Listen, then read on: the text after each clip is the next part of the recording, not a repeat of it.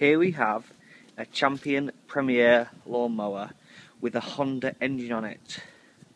It's in very good condition, only very slight bodywork scuffs, one there and one on the other side.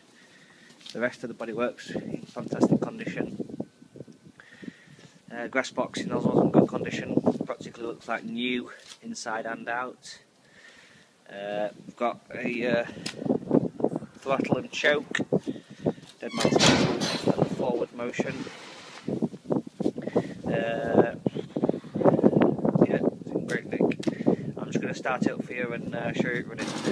Okay, this is it running. I'm just using this cable tie to hold the handle on while I do the filming.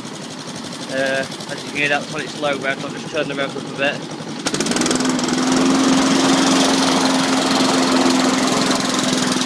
It looks very good, as you can hear.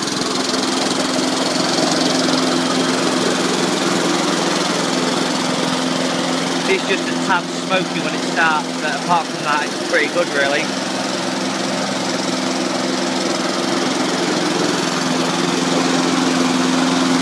I'll just show you the